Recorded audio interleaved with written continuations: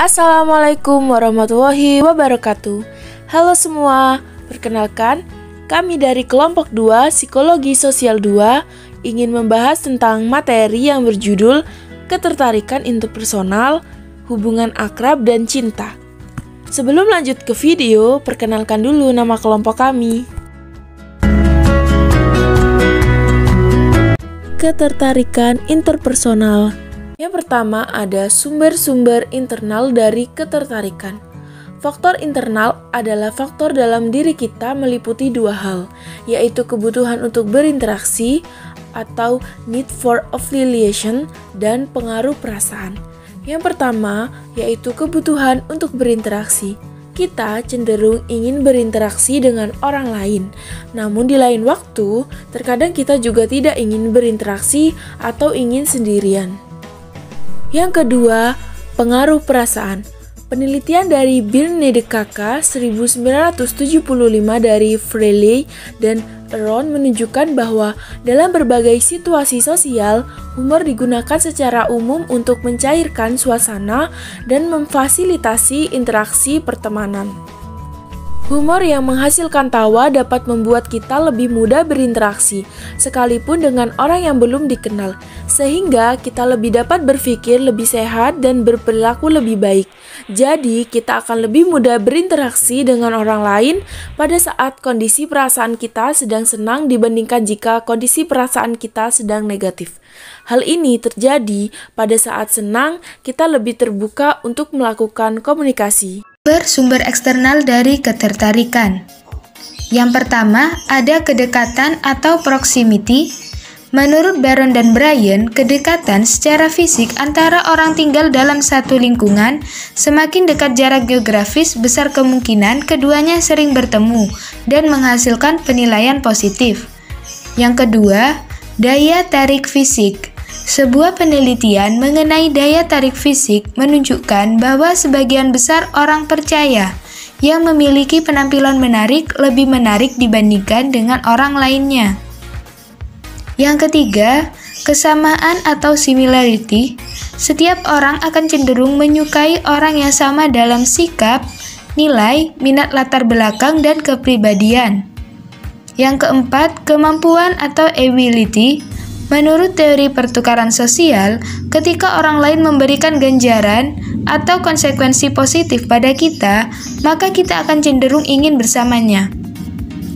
Yang terakhir, kesukaan secara timbal balik. Secara umum, kita menyukai orang yang juga menyukai kita, dan sebaliknya, tidak menyukai orang yang tidak menyukai kita. Di sini, kita akan membahas tentang faktor-faktor yang berdasarkan pada interaksi, kesamaan, dan rasa suka timbal balik. Kesukaan secara timbal balik. Ketika kita mengetahui orang lain menyukai kita, maka kita dapat mengharapkan ganjaran dari mereka. Karena itu, mengetahui kita disukai merupakan ganjaran yang menguatkan. Hubungan dengan keluarga.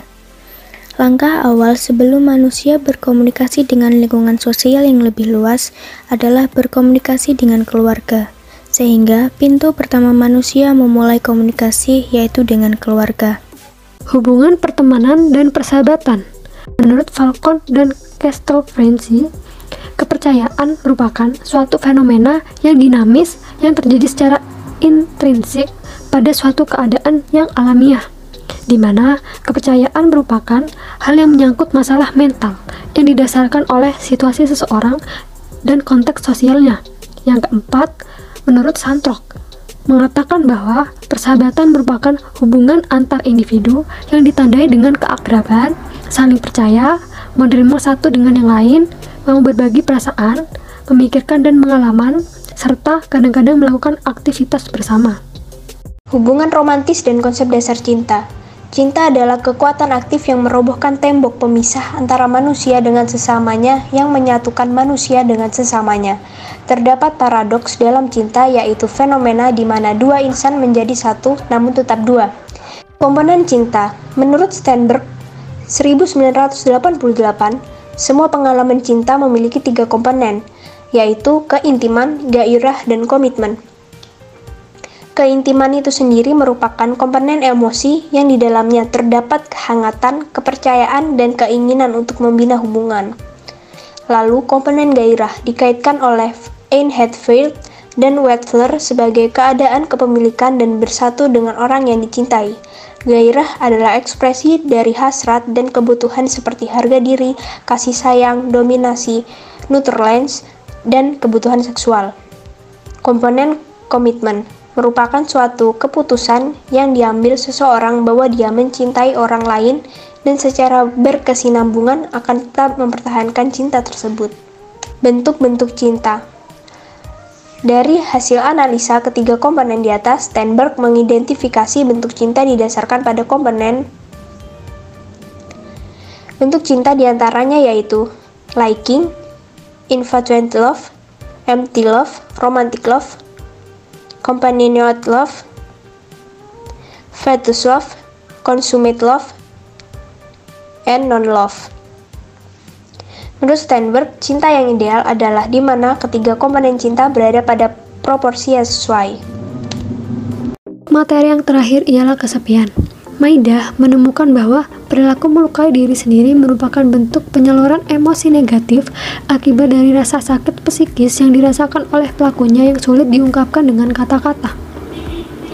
Beberapa situasi yang dirasa mendukung dalam melukai diri adalah kesepian dan merasa mendapat diskriminasi dari lingkungan serta perasaan tidak dianggap.